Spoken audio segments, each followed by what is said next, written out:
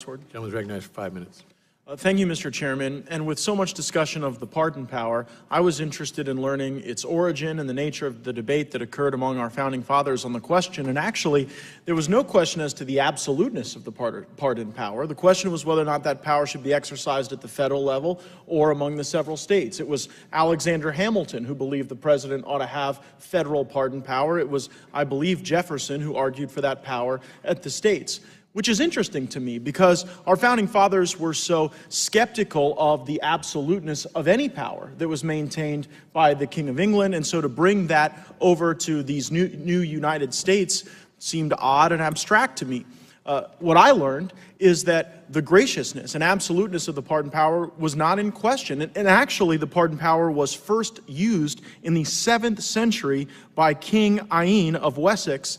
And the reason the king used the pardon power was that the courts that had been set up by the king had been deemed so unjust by the people, that they'd gotten such poor rulings out of their courts, that if the king did not have the power to pardon people and relieve them of punishment, there was a fear that the regime itself could be in jeopardy, because there'd be a rising up by the people. And so I find that particularly instructive in these times.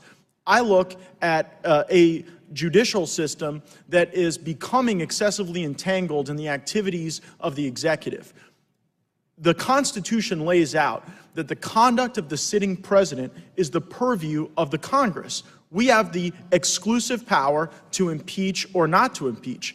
When Donald Trump is done being president, Article III courts can have at him, in my view, but there is no constitutional basis for Article III courts to have this jurisdiction. And so I think one could reasonably argue that in order to restore the balance that exists and to preserve Article I powers to oversee the conduct of the president, that the president would have the power to pardon himself and might need to, in fact, use that power for the very purpose that the pardon was contemplated, to ensure that we do not have such corruption and such bias in the judicial branch, such that that does not permeate and lead people to revolt against a system that they believe is corrupt.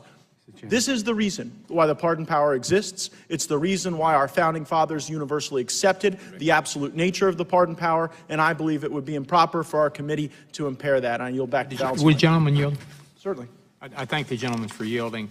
I wanted to follow up on some of our colleagues on the other side of the aisle that were, again, referring to the Russian interference. And I would agree the Russians did attempt to interfere in our election. And most of us are on multiple committees. I happen to be on Foreign Affairs Committee.